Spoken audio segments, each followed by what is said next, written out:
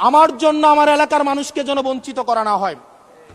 আমি এই সংসদে অনুমতি নিয়ে কখনো বিরোধিতা হয় না।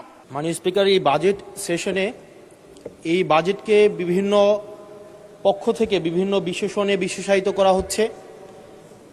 কোনো পক্ষ বলছে এটি ওভার অ্যাম্বিশিয়াস, কেউ বলছে এটা বাস্তবায়ন অযোগ্য, কেউ বলছে সাহসী। এই বিশেষণের ঊর্ধ্বে উঠে আমরা আমাদের জায়গা থেকে কিছু প্রশ্ন করতে চাই। আমরা এটা জানি যে এই বাজেটটি যখন করা হয়েছে একটি বিশেষ পরিস্থিতিতে, সংকটকালীন সময়ে এই বাজেটটি করা হয়েছে। এই সব দিক বিবেচনায় অর্থমন্ত্রীকে কিছু প্রশ্ন করতে চাই বাজেটের কিছু অসঙ্গতি নিয়ে, এবং জনগণ সেটা সিদ্ধান্ত নিবে যে এই বাজেটটিকে আসলে জনগণের জন্য নিষ্পেষণের হাতিয়ার হিসেবে বিবেচিত হবে নাকি উন্নয়নের অগ্রগতির একটি সোপান হিসেবে বিবেচিত হবে। প্রথম যে অসঙ্গতিটি সেটি হচ্ছে রাজস্ব নিয়ে।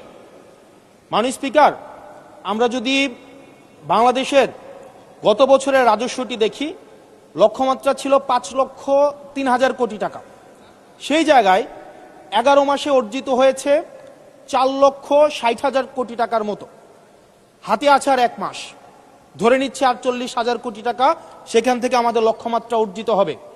তার মানে আমাদের অর্জিত হচ্ছে 4 লক্ষ কোটি টাকা, 3,60,000 কোটি টাকা প্লাস 40,000 কোটি টাকা, অর্থাৎ হচ্ছে 4 লক্ষ কোটি টাকা। মাননীয় স্পিকার, এই বাজেটে রাজস্বের লক্ষ্যমাত্রা নির্ধারণ করা হয়েছে 6,95,000 কোটি টাকা, অর্থাৎ প্রায় 74% লক্ষ্যমাত্রা বৃদ্ধি করা হয়েছে। পৃথিবীর সব দেশে তাবৎ অর্থনৈতিক ব্যবস্থায় বাজেটের যে রাজস্বের যে প্রবৃদ্ধি থাকে সেটি 10 থেকে 12% একটা আইডিয়াল একটা ফিগার। সেই জায়গা থেকে মাননীয় অর্থমন্ত্রীর কাছে আমার প্রশ্ন, সারা দেশে বা বিগত রাজস্ব কালেকশনের যদি আমরা হিস্ট্রিটা দেখি, 10 থেকে 12%-এর জায়গায় সরকারের কাছে এমন কি মেকানিজম রয়েছে যে মেকানিজমের মধ্য দিয়ে প্রায় আমরা 75% আমরা রাজস্ব নতুন করে আমরা সংগ্রহ করতে পারবো। মাননীয় স্পিকার, সেই জায়গা থেকে আমরা বলছি যে এই যে রাজস্বের যে মাত্রাটি নির্ধারণ করা হয়েছে এবং এনবিআর এর যে সক্ষমতা রয়েছে সেটি বিবেচনায় এই বাজেটটির লক্ষ্যমাত্রা রাজস্বের ক্ষেত্রে কতটা অর্জিত হবে সেটি আসলে আমরা সন্দেহ প্রকাশ করছি। দ্বিতীয়ত, কিছুক্ষণ আগে একজন বলে গেলেন, একজন মাননীয় সংসদ সদস্য, যে আমাদের দেশের ইনভেস্টমেন্ট ফ্রেন্ডলি একটা এনভায়রনমেন্ট ক্রিয়েট করা হয়েছে। মাননীয় স্পিকার, 100 টাকার যদি আমি বাংলাদেশে ব্যবসা করি, আমাকে কর্পোরেট ট্যাক্স দিতে হয় 27.5%, অর্থাৎ আমি সেখানে 100 টাকার মধ্যে আমার পকেটে থাকে আর 72.50 টাকা, 72.5 টাকা। এই 72.5 টাকার মধ্যে আমার ডিভিডেন্ড ট্যাক্স 4.5 সহ আমাকে দিতে হয় মাননীয় স্পিকার 40%, অর্থাৎ আমার পকেটে তখন থাকে 43.5 টাকা।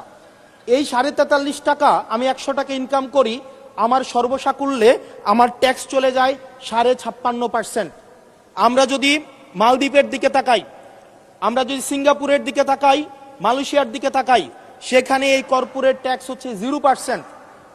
আমরা যদি শ্রীলঙ্কার দিকে তাকাই 15%, নেপালের দিকে যদি তাকাই তাহলে সেটা 5%। শুধু সরকারের সমালোচনার খাতিরে না, আমরা নির্মোহভাবে কনস্ট্রাকটিভ ক্রিটিসিজমের জায়গা থেকে আমরা বলছি এই 56.5% কর্পোরেট ট্যাক্স এবং ডিভিডেন্ড ট্যাক্স বিদ্যমান রেখে এটা ডোমেস্টিক ইনভেস্টমেন্টকেও প্রমোট করবে না এবং ফরেন ইনভেস্টমেন্টকেও প্রমোট করবে না। যেই বিজনেসম্যান আমার সিঙ্গাপুরে বিজনেস করতে পারবে 0% ট্যাক্স দিয়ে, সেই বিজনেসম্যান 56.5% ট্যাক্স দিয়ে সেই বাংলাদেশে বিজনেস করতে আসবে না। মাননীয় স্পিকার, আমরা সেই জায়গা থেকে প্রত্যাশা করেছিলাম যে এই বাজেট একটা ইনভেস্টমেন্ট ফ্রেন্ডলি একটা বাজেট হবে এবং কর্পোরেট ট্যাক্সের একটা সহনশীল মাত্রায় কর্পোরেট ট্যাক্সকে রিডিউস করা হবে। হতাশ হয়েছে মাননীয় স্পিকার। মাননীয় স্পিকার, আমরা যদি পরবর্তী যে অসঙ্গতিটা, সেটা হচ্ছে মূল্যস্ফীতি এবং জিডিপির যে লক্ষ্যমাত্রা নির্ধারণ করা হয়েছে। বর্তমানে মূল্যস্ফীতি হচ্ছে 9.4% এবং আমরা যদি খাদ্যপণ্যের মূল্যস্ফীতি ধরতে যাই সেটা 12%-এরও বেশি। এখন এই বাজেটে নির্ধারণ করা হয়েছে মূল্যস্ফীতি সেটা আমাদের 7.5%-এ রিডিউস করা হবে। পৃথিবীর সব দেশে, সব বাজেটে, সব অর্থনৈতিক ব্যবস্থায় মূল্যস্ফীতিকে নিয়ন্ত্রণ করার স্বীকৃত মাধ্যম হচ্ছে দুইটা। একটা হচ্ছে উচ্চ হারে সুদ নির্ধারণ করা অথবা গভর্নমেন্ট এক্সপেন্ডিচার কমিয়ে নিয়ে আসা। আমাদের একটা অর্থ বছরে 1,40,000 কোটি টাকার একটা নির্ভরশীল অর্থনীতি বিদ্যমান রেখে আমরা কিভাবে মূল্যস্ফীতিকে আমরা 7.5%-এ নিয়ে আসব, এই যে স্ববিরোধী যে অবস্থানটা, এই জায়গাটা আমাদের কাছে আসলে মাননীয় স্পিকার স্পষ্ট না। আপনি একই সাথে বলছেন আপনি মাছ মুচমুচে করে ভাজবেন, আবার একই সাথে বলছেন আপনি তেলটা কম দিবেন। এই যে স্ববিরোধী অবস্থানটা, এটা আমাদের সাধারণ মানুষের কাছে এটা স্পষ্ট হতে হবে। মাননীয় স্পিকার, আমরা এই সংসদে দেখেছি মাননীয় প্রধানমন্ত্রী নিত্য প্রয়োজনীয় দ্রব্যের দাম নিয়ন্ত্রণের যেই সুপারিশটি করেছেন এবং যেই বিষয়ে বলেছেন, এটির জন্য জনগণ বাহবা দিয়েছেন। আবার গত পরশুদিন মাননীয় অর্থমন্ত্রীকে আমরা দেখলাম আমাদের খুবই নিত্য প্রয়োজনীয় আমাদের কাপড়, রড সিমেন্ট, তারপর হচ্ছে নিত্য প্রয়োজনীয় 16টি দ্রব্যের মধ্যে উনি ট্যাক্স বসানোর কথা বলেছেন। এখন মাননীয় স্পিকার, প্রশ্নটি হচ্ছে এই নিত্য প্রয়োজনীয় দ্রব্যটিতে যখন ট্যাক্স বসাবে, দিন শেষে বিক্রেতা কিন্তু এই ট্যাক্সের বোঝাটি আমাদের তৃণমূলের যে ক্রেতারা থাকবেন, এই ক্রেতাদের থেকেই কিন্তু এই ট্যাক্সটি মাননীয় স্পিকার যাবে। সুতরাং যখন বলা হয়েছে নিত্য প্রয়োজনীয় দ্রব্যের দাম কমানো হবে, আবার বলা হচ্ছে ট্যাক্স বাড়ানো হবে, এটিও কিন্তু মাননীয় স্পিকার একটি সাংঘর্ষিক অবস্থায় রয়েছে। সুতরাং যদিও বলা হয়েছে নিত্য প্রয়োজনীয় দ্রব্যের দাম কমাবে, সেই জায়গায় নিত্য প্রয়োজনীয় দ্রব্যের দাম দিন শেষে কমবে না, কারণ এই ট্যাক্সের বোঝাটি দিন শেষে আমার আপনার মতো সাধারণ মানুষের উপরে চেপে বসবে। দিন শেষে এই জায়গাটি হচ্ছে মাননীয় স্পিকার প্রশ্নবিদ্ধ। মাননীয় স্পিকার, আমরা সরকার দল থেকে একটি কমিটমেন্ট পেয়েছিলাম নির্বাচনের আগে, সেটি হচ্ছে আগামী 5 বছরে এই 4 মাস সহ 1 কোটির উপরে কর্মসংস্থান নিশ্চিত করা হবে। 1 কোটি কর্মসংস্থান। এখন প্রত্যেক মাসে আপনার 1.5 লক্ষ কর্মসংস্থানেরও বেশি। তার মানে এই 4 মাসে সেই হিসাবে কর্মসংস্থান বৃদ্ধি পাওয়ার কথা 6 লাখ এই 4 মাসে। আপনাদের কাছে প্রশ্ন, মাননীয় অর্থমন্ত্রী, এই 4 মাসে কয়টি কর্মসংস্থান নিশ্চিত হয়েছে? আদৌ কি 6 লাখ কর্মসংস্থান নিশ্চিত হয়েছে? যদি হয়ে থাকে সেই কর্মসংস্থানগুলো কোথায়? সেই চাকরিগুলো কোথায়? যারা শিক্ষিত হয়ে সার্টিফিকেট হাতে নিয়ে চাকরির জন্য দুয়ারে দুয়ারে যাচ্ছে, ক্ষুদ্র ঋণের জন্য দুয়ারে দুয়ারে যাচ্ছে, আসলেই কি আমরা এই 6 লাখ কর্মসংস্থান আমরা সৃষ্টি করতে পেরেছি কিনা, নাকি নির্বাচনের আগে সেটি শুধুমাত্র প্রতিশ্রুতির মধ্যেই সীমাবদ্ধ থাকবে? এই বিষয়টি আমাদের স্পষ্ট হতে হবে। মাননীয় স্পিকার, আমরা প্রাচীন একটি ভারতের একটা প্রবাদ আছে, এই যে আমাদের একটি সান্ধ্যকালীন সংসদ চলছে, আমাদের মধ্যে একটি আলস্য ঝেঁকে বসেছে, আমরা একটু এখন বিশ্রামের একটা আগ্রহ সৃষ্টি হচ্ছে। এরকম একটা বিশ্রামের সময়ে এক ভারতের প্রাচীন ভারতের একটা প্রবাদ আছে। সেই প্রবাদেও একজন বলেছিলেন যে ঋণং কৃতা ঘৃতং পিবেত যাবৎ জীবন সুখেং কিবত। অর্থাৎ ঋণ করে প্রয়োজনে ঘি খাও, তাইলেও সুখে থাকো। ঋণ করো, ঘি খাও, পরের ধনে পুদ্দারি করো, ঋণ করে ঘি খেয়ে জমিদারি করো, তাও ঋণ করো। আমার কাছে মনে হচ্ছে মাননীয় স্পিকার, এই প্রবাদটিকে সরকারি দলের কিছু সদস্য খুব সিরিয়াসলি নিয়েছেন। নিয়ে উনারা ঋণ করো, ঘি খাও, তাও সুখে থাকো, এটাকে ওনারা এভাবে নিয়েছেন, ঋণ করো, ঋণ খেলাপি হও, তাও নির্বাচন অংশগ্রহণ করো। মাননীয় স্পিকার, আমরা দেখলাম এই সংসদে আমরা মাননীয় অর্থমন্ত্রীর কাছ থেকে আমরা কোনো স্পষ্ট কোনো কর্মসূচি আমরা পাই নাই। কিভাবে ব্যাংকগুলোকে যেভাবে দলীয়করণ করা হয়েছে, ব্যাংকগুলোকে দীর্ঘ 17 বছর ধরে ব্যাংকের টাকা ঋণের নামে যেভাবে বিদেশে পাচার করা হয়েছে, সেই পাচারকৃত টাকাকে কিভাবে উদ্ধার করা হবে, সেটার কিন্তু সুস্পষ্ট আমরা কোনো পলিসি পাই না। মাননীয় স্পিকার, আমরা গভর্নর সাহেবকে মাঝে মাঝে আমরা একটু আক্ষেপ প্রকাশ করতে দেখি, 4,80,000 কোটি টাকা বিদেশে পাচার হয়েছে, সেটাকে কিভাবে আনা যাবে সেটা নিয়ে আক্ষেপ প্রকাশ পর্যন্ত আমরা দেখি। মাননীয় স্পিকার, এই যে ঋণ খেলাপি যারা আছে, নির্বাচনের আগে একটা কমন একটা স্ট্রাকচার, 5 বছর কোনো খোঁজখবর থাকে না, তফসিলের আগে সেখানে একটু কোর্টে যাবে, কোর্টে গিয়ে ওই ঋণ খেলাপির উপরের এই অর্ডারটার উপরে একটা স্টে দিবে এবং 2% দিয়ে আবার রিশিডিউল করাবে। রিশিডিউল করিয়ে আবার নির্বাচন অংশগ্রহণ করবে, বিভিন্ন জায়গা থেকে টাকা পয়সা উঠায়া, এবং আগামী 5 বছর আবার এই ঋণ নিয়ে কোনো ধরনের কোনো খোঁজখবর থাকে না। জনগণের টাকা নিয়ে এই বিলাসিতা বন্ধ করতে হবে এবং ঋণ খেলাপিদেরকে ঋণ খেলাপি বলতে হবে। আমরা লজ্জা পাই একই সংসদ একসাথে শেয়ার করার জন্য, কারণ তারা জনগণের টাকা মেরে, যারা জনগণের টাকা ব্যাংক থেকে তুলে নিয়ে ঋণ খেলাপি হয়ে আবার জনগণের প্রতিনিধিত্ব করতে আসে, এই ঋণ খেলাপিদেরকে শাস্তির আওতায় আনতে হবে। এবং তারা যখন সংসদ সদস্য হয়ে নির্বাচিত হয়, নির্বাচিত হওয়ার পরেও যদি তারা ঋণ খেলাপি হয়, এমন একটি আইন প্রণয়ন করতে হবে তাদের সংসদ সদস্য পদ যেন বাতিল হয়। সেটি শুধুমাত্র সরকার দলের জন্য না, শুধু বিরোধী দলের জন্য না, সেটি বাংলাদেশের উন্নতি, প্রগতি এবং সমৃদ্ধির জন্য সেটি প্রয়োজন। এবং পরবর্তী প্রজন্মের কাছে আমাদের দায় মুক্তির জন্য এটি প্রয়োজন। মাননীয় স্পিকার, আমাদের যেই জায়গায় টাকা পাচার করা হয়েছে, অন্তর্বর্তীকালীন সরকার একটি শ্বেতপত্র প্রকাশ করেছে। এই শ্বেতপত্রতে দেখানো হয়েছে 28 লক্ষ কোটি টাকা হচ্ছে বিদেশে পাচার করা হয়েছে। 28-এর পরে কয়টা সংখ্যা হয় আমি আর্টস ইংলিশ ডিপার্টমেন্টের ছাত্র, আর্টস ব্যাকগ্রাউন্ডে পড়াশোনা করছি, আমার মাথায় আসে না 28-এর পরে কয়টা সংখ্যা হয়। 28-এর পরে না, 28-এর পরে 9টা না, এটাও হয় নাই। 28-এর পরে 28 লক্ষ কোটি টাকা বিদেশে পাচার করা হয়েছে।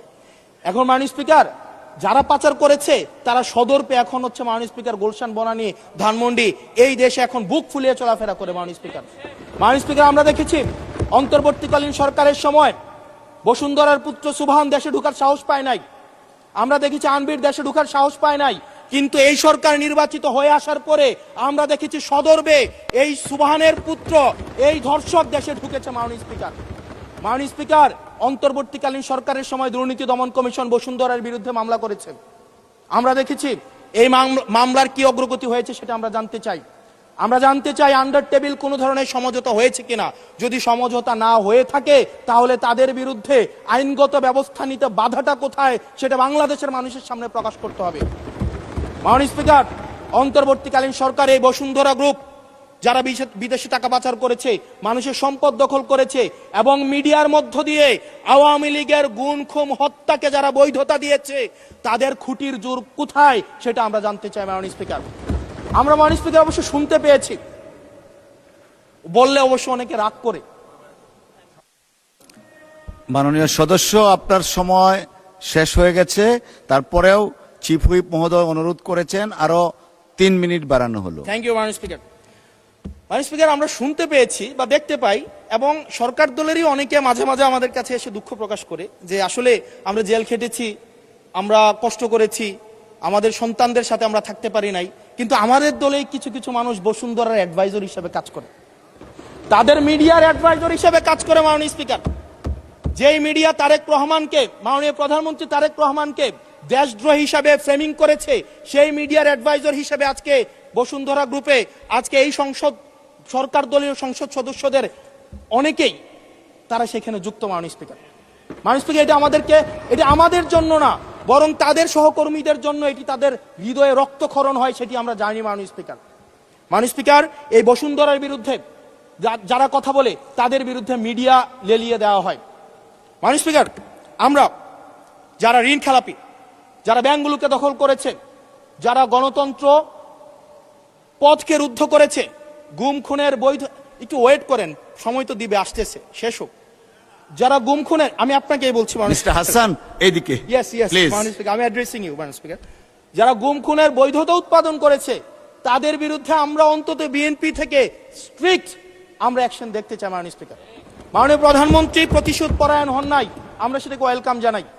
মাননীয় স্পিকার, প্রতিশোধ পরায়ণ না হওয়া আর সুবিচার নিশ্চিত না করা দুইটা এক না। মাননীয় স্পিকার, আমরা ওয়েলকাম করি উনি প্রতিশোধ পরায়ণ হন নাই, ব্যক্তিগত রাগ ক্ষোভের ঊর্ধ্বে উনি উঠতে পেরেছেন, কিন্তু আমরা এটা ওনার কাছ থেকে শুনতে চাই, উনার দলের কাছ থেকে শুনতে চাই, গুম খুনের হত্যার উনি সুবিচার নিশ্চিত করবেন, উনি আইনের শাসন নিশ্চিত করবেন এবং এতদিন ধরে যারা নিয়ন্ত্রিত মিডিয়ার মাধ্যমে এই ফেসিবাদের পক্ষে যারা বয়ান উৎপাদন করেছেন তাদের বিরুদ্ধে উনি সুবিচার নিশ্চিত করবেন। মাননীয় স্পিকার, আমাদের প্রতিহিংসার কথা বলছি না, প্রতিশোধ পরায়ণতার কথা বলছি না। মাননীয় স্পিকার, আজকে এই জায়গাতে আমরা আবার দেখতে পাচ্ছি যেটা আমাদেরকে শঙ্কার মধ্যে ফেলে, রাজনৈতিক প্রতিহিংসার রাজনীতি আবার শুরু হচ্ছে। মাননীয় স্পিকার, একজন সরকার দলীয় একজন প্রতিমন্ত্রীর বিরুদ্ধে কথা বলায় মিডিয়ার একজন সম্পাদকের বিরুদ্ধে মামলা করা হয়েছে। মাননীয় স্পিকার, এটি খুবই দুঃখজনক। উনাকে জেলে নেওয়া হয়েছে একজন প্রতিমন্ত্রীর বিরুদ্ধে কথা বলায়। এবং মাননীয় স্পিকার, আমি আপনার প্রোটেকশন দাবি করছি, কারণ আমরাও বলতে ভয় পাই, কারণ আমরা যদি সরকারের সমালোচনা করি, কোনো প্রতিমন্ত্রীর বিরুদ্ধে কথা বলি, মন্ত্রীর বিরুদ্ধে কথা বলি, আমার এলাকার বাজেট দিয়ে বন্ধ করে দিবে না সেটার কিন্তু নিশ্চয়তা নাই। সেই কারণে আমাদের মধ্যে অনেকেই কথা বলার সময় আওয়াজটা একটু কম করে বলে। মাননীয় স্পিকার, আপনার কাছে অনুরোধ করি, আমার জন্য আমার এলাকার মানুষকে যেন বঞ্চিত করা না হয়। আমি এই সংসদে অনুমতি নিয়ে কখনো বিরোধিতা হয় না, কখনো অনুমতি নিয়ে আমি আপনার বিরোধিতা করতে চাই। অসংখ্য ধন্যবাদ মাননীয় সদস্য। আর দেয়া যাচ্ছে না, আপনাকে সর্বোচ্চ দেয়া হয়েছে। পরের বার please take your seat. Thank you.